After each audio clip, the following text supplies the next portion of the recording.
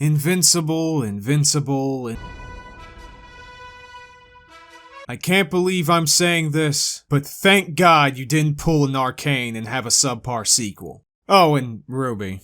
Yeah, thanks for not being that either. Let's talk about it. Cecil Stedman and James Ironwood. Nihilist characters. Both of these characters fulfill a very, very similar purpose. Grizzled, militant, and steeped in the moral gray. One of them is well written, the other is from RWBY. Look how they massacred my boy. There are three major factors for why Cecil worked and James didn't. We're gonna break them down throughout this video in 3 sections. Methods, distrust, and hypocrisy.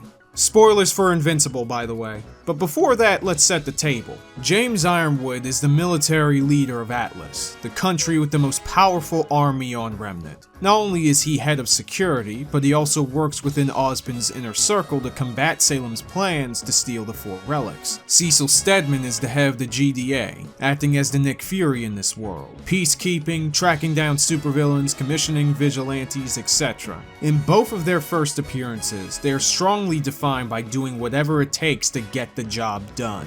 Using military power, creating countermeasures for their enemies, or even keeping secrets from their allies. Control is the name of the game here, and these two want as much of it as possible to help the world, yet both end up losing it at some point, that sense of control, due to forces they cannot scale to. For Cecil, it was Omni-Man betraying him, and for Ironwood, he not only received the Skynet treatment, but also got betrayed by Team RWBY and company. An interesting similarity, though, is that both of these events contributed to the undoing of both characters. Cecil could have let Darkblood, the demon detective, the Invincible's weird, reveal the truth about Omni-Man as soon as episode 4. Yet he decided to banish Darkblood because not only did he want to know why Omni-Man killed the Guardians of the Globe, the knockoff Justice League, but also to gear up the world to actually fight against him. He's not exactly paranoid, but his experiences in the superhero world makes him try to consider every possibility. For all he knew, Omni-Man or the Guardians were being mind-controlled into killing each other, or maybe there's some time travel bullshit. I don't know, Marvel came up with worse. However fair his caution was, it cost him his security and sense of control. In Ironwood's case, Salem's crew hacked his entire military that was stationed in Vale and caused a massacre of untold proportions. The fall of Beacon. His over-reliance on his forces proved to be his downfall. Both characters played the best hand that they were dealt, and through their flaws or forces outside their understanding, they lost control of the situation, bringing disaster. This prompts them to correct themselves, often to the extreme, to ensure that such incidents never happen again. They sacrifice so much of their minds and bodies in order to do what they believe is right. Some might call them cold, others might call them mad, but there's always a method. The idea is that both of these characters are pragmatist types, people who are willing to do whatever it takes to do what's right, which would potentially put them at odds with their main characters. Therefore, when you're actually, writing this kind of stuff, their methods must be ruthless, yet calculated. Remember, these are guys who care about the safety of the entire planet. It's not about greed or revenge, it's about doing what they believe is right. So their plans don't have to be perfect, but they gotta keep obvious fuck-ups to a minimum. So let's start with Ironwood. His introduction in the second volume had him introduce his robotic army. He does have non-robot personnel, but given that the Grimm, the monsters of the show, are attracted to negative human emotions, having an army of robots can severely reduce casualties. Am I biased? Yes I am. The way he brought this army over was very heavy-handed, in stark contrast to Cecil, who is more inclined to the underhanded methods of secrecy and infiltration. But given the state of things in Remnant, it makes sense. The White Fang stole military tech from Atlas, and Roman's crime gang stole all the dust in Vale. Both of which they know are hiding in an abandoned city. It's not the best plan, but it's somewhat sensible, and it sets up his eventual downfall in Volume 3 when his same army gets hacked. That said, I think most put more blame on Ironwood than necessary, since the only person who could turn his military into Skynet was someone James thought was dead, and it required directly tapping into the central server in order to do it. I'm sorry, but how was he supposed to predict any of that? Either way though, this had massive consequences. An entire country got destroyed, his military was in shambles, and his enemy was still as elusive as before. Cecil in Invincible Season 1 is much more efficient by comparison. He's basically the Nick Fury of this world, in charge of monitoring and containing superpowered threats. When the Guardians of the Globe got decimated by Omni-Man, Cecil didn't waste a second. He investigated the crime scene, fostered a new team of Guardians and mentors, and put Mark as Invincible on the field. Immediately, he puts all these heroes on a mission and in direct contact with each other in case of a crisis. And of course, he prepares superpowered weapons in case things really go south. Some could argue that until the end of Season 1, Cecil has arguably an easier job since there's no Ozpin cabal he has to answer to. But given the scale of what he has to work with, rebuilding the totally not Justice League, taking villain technology, and dealing with the Immortal on a daily basis, it's clear he's got a lot more on his plate, even before the Viltrumite stuff. Especially since their most powerful superhero gets their ass beat every few months. So he has to be much more proactive with removing as many barriers as possible. Ironwood, though, has a council to answer to, people on similar footing that he needs to plan and cooperate with, or in Volume 7 case, hide things from.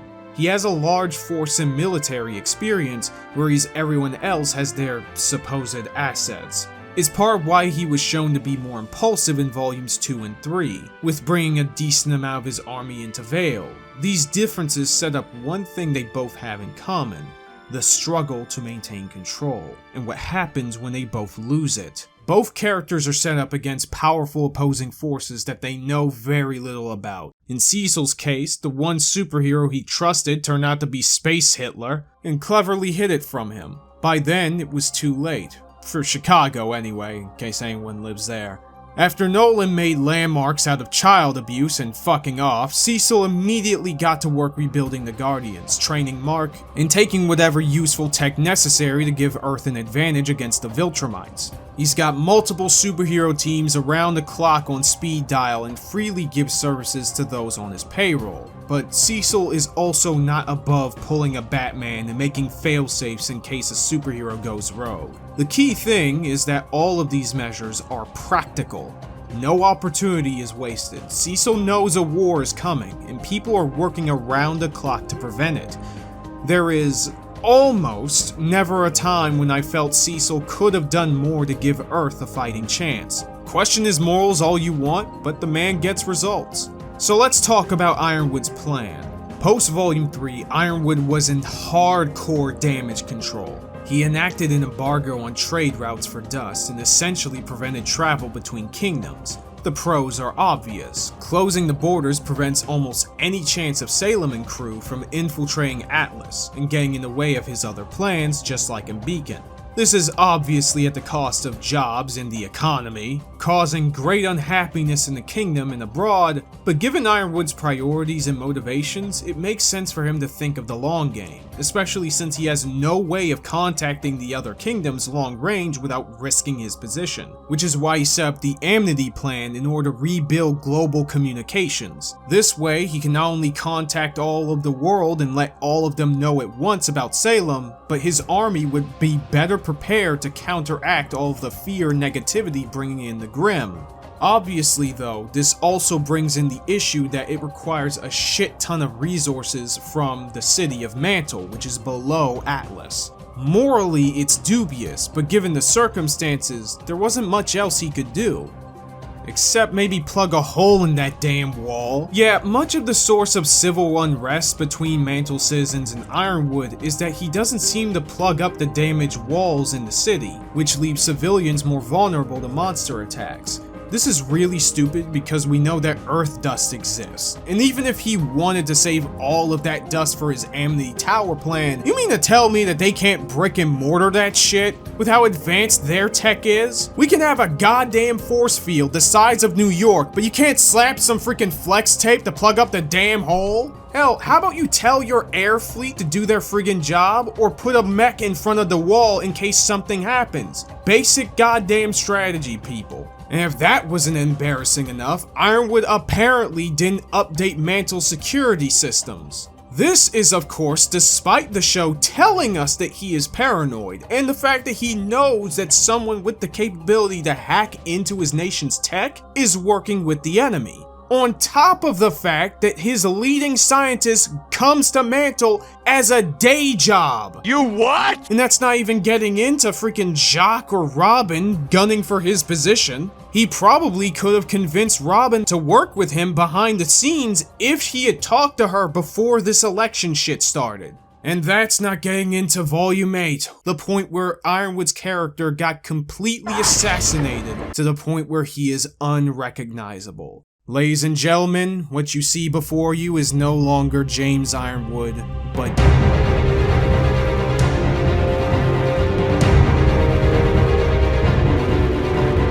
Look how they massacred my boy. Alright, let's go down the list, shall we? Let's see, trusting Watts to hack into Penny, you know, that big enemy who's still on Salem's payroll. Not capturing Penny with the Aesops when they were clearly winning, and just stealing one of her swords for some dumbass reason. Not tracking the heroes' phones before they fought, or at any point during Volume 8, even though that would be stupid easy. Not attacking Salem's whale with his air fleet, or even using that bomb of his while they were still away from the city. Not using his super air fleet during the big attack. He even tried to bomb Mantle to force the heroes to give him the key to Atlas's relic, even though Salem just got disintegrated on Atlas. It don't make no motherfucking sense. Why the hell is he trying to take the city to space now when her ashes are on his front lawn? Oh my god, and I can go on and on and on and on about this, but of course, your boy Kaiser's a fair guy. So, for the sake of argument, given what happened at the end of Volume 7, would Ironwood go to drastic measures out of panic and trauma? Yes, I agree that makes sense. I mean, this is the second time his plans have been completely fucking uprooted by Salem, and on top of that, he barely knows who to trust now. The difference is that this isn't a little oopsie doodle in the Geneva Convention, okay? The man literally lost his mind, and none of his plans make any sense. More than half the shit I mentioned ran completely counter to his goals. Cecil, thank God, never goes off the deep end like this. Well, except for the big conquest in the room. Yeah, putting Invincible's biggest enemy yet back together in order to hopefully interrogate them. You're stupid! But on the other hand, it does fit with Cecil wanting to know about the Viltrumite Empire. And at the very least, he makes sure to pull an Eisen and shove this guy to nearly the center of the Earth. It's a flawed plan, but given the back-to-back blowouts that occurred in Season 3, it's at least consistent for Cecil to try his luck. Fuck it, I'll give him a freaking pass, because at least every single other thing he did was completely fucking practical, Jake. In case any of you are wondering, yes, I have read the Invincible comic, and I am proud to announce that Cecil will never do anything anywhere near as dumb as any of the Jake Steelbark stuff.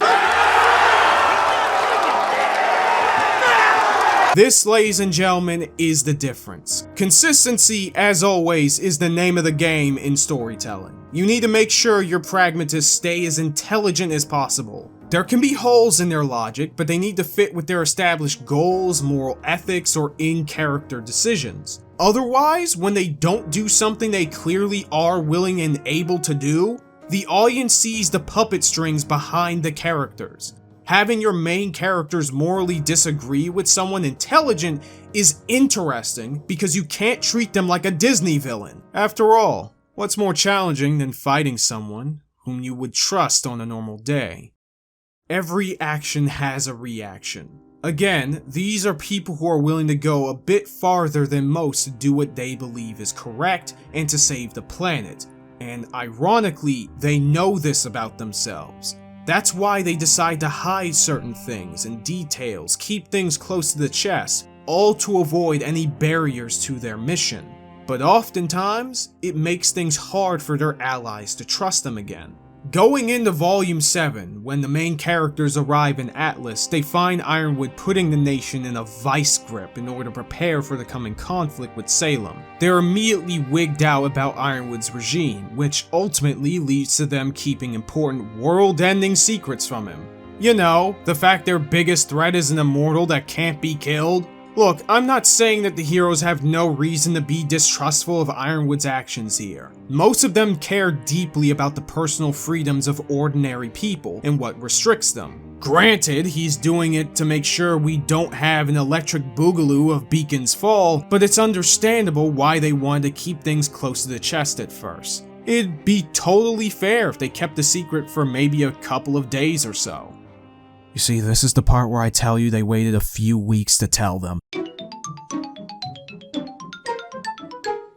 Yeah, I'm not joking. After weeks of James providing for them, giving them their huntsman licenses, and letting them in on every single aspect of his plan, they still didn't trust him enough to tell him the secret until they were in a crisis situation later in the volume. There doesn't seem to be much debate about whether his actions were correct. We just simply move on from the initial scene. Even though, again, they were so gung-ho about not keeping secrets the previous fucking volume. There was so much you hadn't told us. How could you think that was okay? What is your plan to defeat Salem? Don't have one.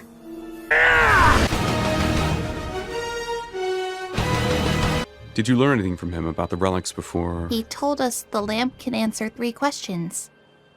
But all the questions were used up already.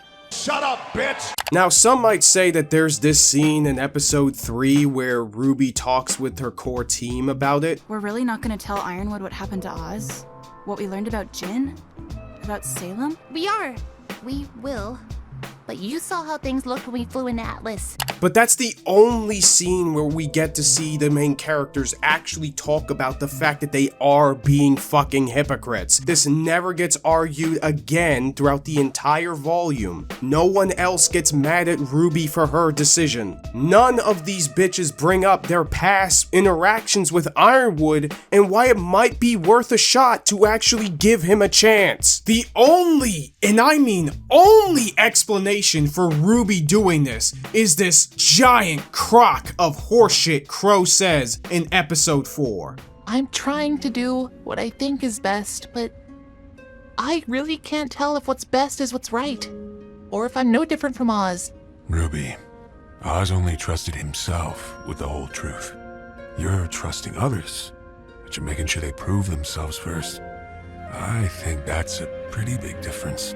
I'm sorry, Crow. I love you, but how about you prove these nuts? Giving Yang a top-of-the-line arm wasn't good enough? Defending Weiss on 2 occasions isn't good enough? Not throwing your asses in jail for stealing a military airship isn't good enough? Or how about him giving you dipshits the huntsman licenses you literally went to school for? And of course, letting you in on every single aspect of his plan and allowing you to keep the freaking relic of knowledge. But no, it's James who has to prove himself and has to wait a few weeks before you tell him the truth. You see, I'd say your trust ain't worth shit, but shit is worth more than you. No wonder James ended up going against them in Volume 7 finale. Putting aside his plans for Atlas, of course, at the very end. When he decided to try to, put Atlas into space in order to avoid Salem's wrath, you cannot deny that after lying to him about this and going behind his back to tell Robin about the plan, that Team RWBY deserves some pushback at least. I have a hard time feeling bad that Ironwood turned on them because it was almost entirely their fault. Granted, one could argue that part of why they kept all this a secret is because of how drastic his measures to protect Atlas have been. But even if the team distrusts Ironwood at first for all of these reasons, even if that is the case, telling him the truth would probably prompt him to shift gears entirely and be more open to alternatives. The finale of the volume likely wouldn't have happened. Alright, let's go talk about why Cecil's great again. With Cecil, very few characters distrust him at the start of the story, since he's been playing Nick Fury for who knows how long. Of course, Omni-Man distrusts him because, he pulled a little bit of a moida. But the only person who distrusted him is Debbie. She's protective of her family and fears that Cecil's callousness can put them in grave danger, especially Mark, who just got his powers. Other than that though, everyone treats him with some level of respect. They understand the job and try to fulfill it as best they can, and he even gives some characters pep talks when they need it, especially Mark, who's feeling pretty invincible, if you know what I'm saying. So it's an even greater gut punch when we find out that he's been putting some of Mark's enemies on his payroll and stuck a TikTok ringtone in his ear. And the kicker? It's understandable why he did it. Mark has been shown to not only be a little bit insubordinate in some cases, but can come close to violent rages when he feels he or his family is threatened. It's understandable, but it can make him a bit of a wild card, something a realist like Cecil does not want if he can help it. That's why sending the robo-zombies and Darkwing to rescue them was a last resort, because really, he never meant to hurt Mark. He never wanted to fight him. He tried his damnedest to keep this secret as much as possible. So of course, it made sense for Mark to distrust him at that point. He immediately calls it out, and that's where the drama happens. He's done everything he can to uphold his principles, and Cecil did all of this behind his back. And you know what the best part is? In the aftermath, most of the characters seemed emotionally hurt that Cecil betrayed their trust, and the ones that don't actually argue against them because of their experiences and worldviews. Cecil spent millions to put me back together. Then his dead monsters tried to rip us apart. What even are we to him? We're weapons. Like his tanks and guns and all that stuff. Useful until we're not. Sounds like Cecil went too far. But Invincible made him do it when he broke into the Pentagon and started tearing shit up. The kid needs to learn what happens when you don't think things through. When exactly was he supposed to think it through? When Cecil was frying his brain or when the Frankenbots were killing him? Mark faced consequences for once. Good. Cecil's always gone soft on him. Just like his father. Mark's dad almost killed him, you dick. It's actually a debate within the story itself. Whereas in RWBY, very few of the cast seem to be hung up about fighting Ironwood or the Aesops. And even that doesn't last very long. What sense does that make? Where are the emotional stakes, the conflict, the debate? Most importantly, the hypocrisy. See, the hypocrisy I'm talking about here is not the hypocrisy of Ironwood or Cecil themselves, but the heroes they are meant to be foils to. Both realists are meant to contrast with the main characters, whose sense of morality is often in the black and white. These views are challenged and serve as a focal point for the entire conflict, demonstrating that not all problems can be addressed in the same way as before. It's meant to ask this question: do the ends justify the means? Or, well, as Cecil puts it, we can be the good guys, or we can be the guys that save the world. We can't be both. And we see this on full display with Mark and Cecil. Mark has every reason to be angry at Cecil, not only for keeping his secret, but also for harboring the psychos for the war effort. However, Mark is the only person who could stand up to the Viltrumites, and he doesn't exactly have a good track record either. Plus, in the previous season, Mark forgave Omni-Man, for the most part, after he showed remorse and was forced to kill Angstrom to save his family. Of course, he argues that those moments were different. He was backed up against a wall and was forced to make tough choices. Exactly what Cecil was thinking. And when Mark couldn't get Cecil to do what he wanted, he resorted to force. This, in essence, is Mark's hypocrisy. But just as importantly, we see how Mark's idealism, that thing that let him stand up to his father, won him the loyalty of all of his friends. It also drives him to have blind spots that he doesn't want to admit to. Cecil is trying to control and manage him. He's using criminals to do his dirty work. But Mark's belief that other people can be better isn't being extended to them. As he's in such a raw place right now, he killed Angstrom. He wants to believe in a world of right and wrong, and not submit to the gray morality he's been preached at for the last 2 seasons. So he draws hard lines with Cecil being the one to talk about redemption, while Mark just wants to throw the book at Darkwing. Mark is a good guy. Cecil did him dirty and treats him like a threat, so he starts acting like one. But the same strong feelings of love that helped him sway Omni-Man are also what have him lashing out and recoiling in horror at letting these villains be good guys, as he probably feels like he needs to double down on being good after just what he's done. But the show doesn't stop here. We have multiple scenes of Mark agonizing over every decision he's made, fearing that he'll be no different from his father or even Cecil himself. It's brilliant because it never feels like the narrative is trying to sugarcoat things for Mark just because he's the protagonist, or try to cop out by making Cecil into the unambiguous asshole. Yes, this is the part where we talk about RWBY again. From the start of Volume 7, they had the heroes betray Ironwood's trust for reasons we went over before, none of which were in character or even logical moves to make. It's even worse when the team essentially follows Ironwood's orders for most of the volume anyway, with little to no disagreement towards him or even amongst the team. But of course, moving past that, by the end of the volume, Big Bad Satan is hot on their trail and the two sides fight each other. Ironwood wants to use the Staff of Creation to lift Atlas into the sky and escape Salem's wrath, trying to fight another day. The heroes, however, want to stay and fire off in order to protect the civilians and give them time to escape, which isn't much of a plan at all and would honestly likely get everyone killed, but I can easily forgive this since both characters are making sudden decisions. What I can't forgive is their hypocrisy and how it's completely out of character in both Volume 7 and especially Volume 8. Hell, before even getting to Atlas, the kids endangered civilians by stealing an airship and causing a monster attack. But of course, we never talk about that part again. And as if lying to Ironwood for so long was bad enough, it's specifically bad because they hid everything from him. They could have just hid the stuff about Ozpin's past or the whole stuff with the gods, but you can at least tell him about the fact that Salem is immortal, something that could have changed the entire course of his plan and possibly led to Mantle getting some support. How about that time the team sat on their asses and drank tea while people were laying down their lives after Salem breached Atlas's force field?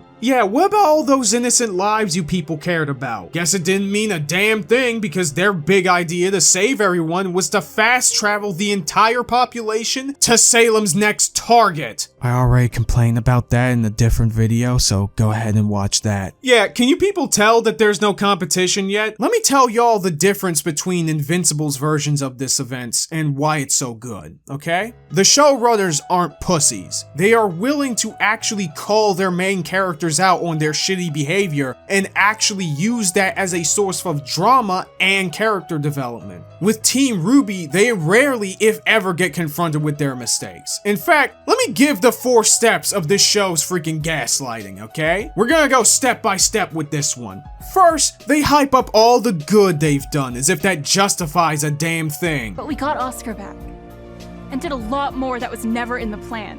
It's all bullshit, folks. It's all bullshit, and it's bad for you. Second, they claim that they had no choice, says the bitches who got tons of choices. We didn't want to steal from you. We did it because you gave us no other choice. This guy is fucking stupid!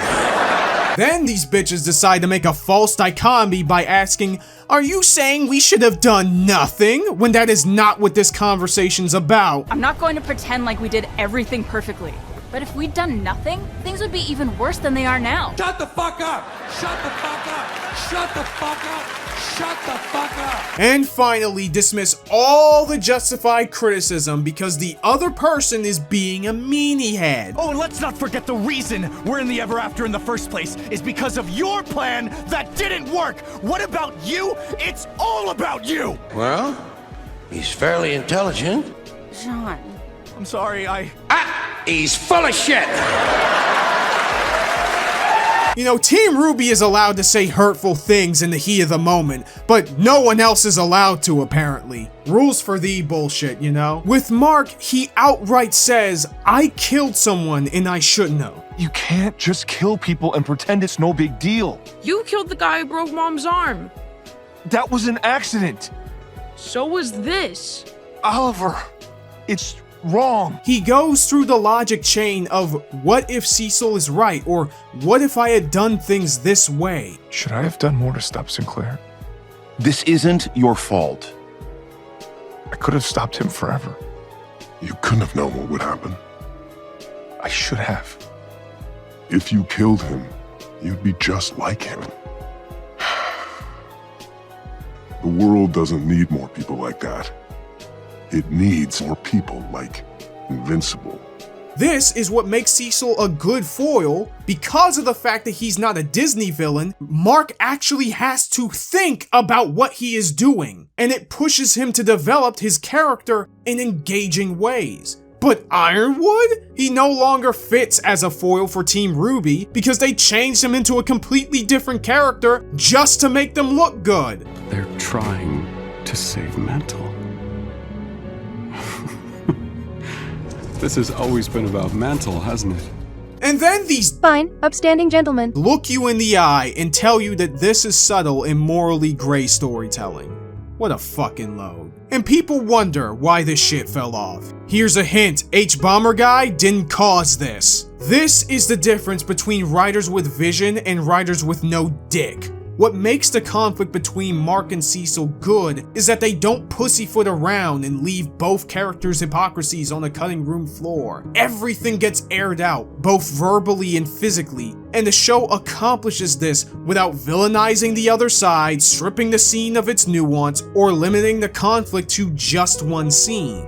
That word, nuance, by the way, is the missing ingredient of all of this. To see things in the moral gray is to see the nuance. Not to the point of not having a position, but knowing what that path means and where it leads. Understanding that lots of things in life, in conflict, are more than what meets the eye. Both Cecil and Ironwood have seen these things. Men who are driven almost to the point of obsession to do the wrong things for the sake of doing what's right. It's just that one has grit to them, and the other gets tossed to the dirt for the sake of knockoff VTuber models. Nuance is a risk. It means killing your darlings, challenging yourself, and considering what it would be like for your characters to be wrong for even just a minute. Then have them go through the process of broadening their worldview or adding more dimensions to it. I kept saying this throughout the video, but when Mark shines, Cecil shines too. They both make each other better characters because they're two sides of the same coin. They both want to do what's right. They both want to avoid needless death and misery,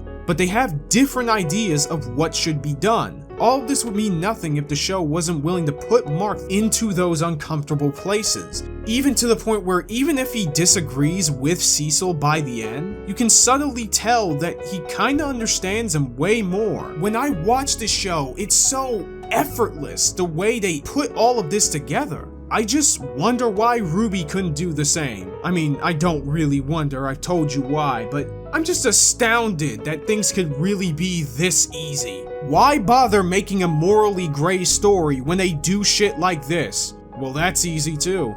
Because it looks cool. It's good to have an arc where it seems that the main characters are supposedly challenged, only to emerge from the other side stronger than ever in their morals. Once you get past the freaking pesky bullshit, you know, those roadblocks like consistency, build-up, and accountability, you can make your story look like it has nuance or morally gray, even when it's not, okay? Just have the characters be emo for 5 minutes and just allude to the morally gray stuff. Set up all these conflicts as morally gray and turn it into a bog standard good versus evil matchup by the end. Yeah, that's a neat fucking trick, but of course we know better. Creating a compelling realist or morally gray character requires taking risk. It means making these characters competent, yet have them do untrustworthy things and challenge your main characters. By the end of Invincible's story, I don't agree with Cecil, but I damn sure understand him. By the end of RWBY,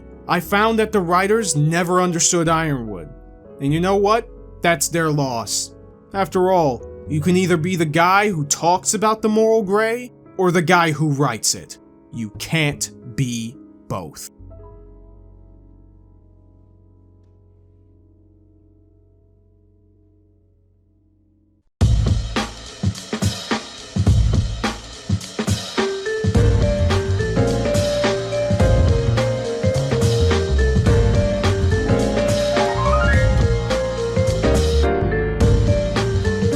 Thanks as always, people. Another day, another fun video. And we got more on the way.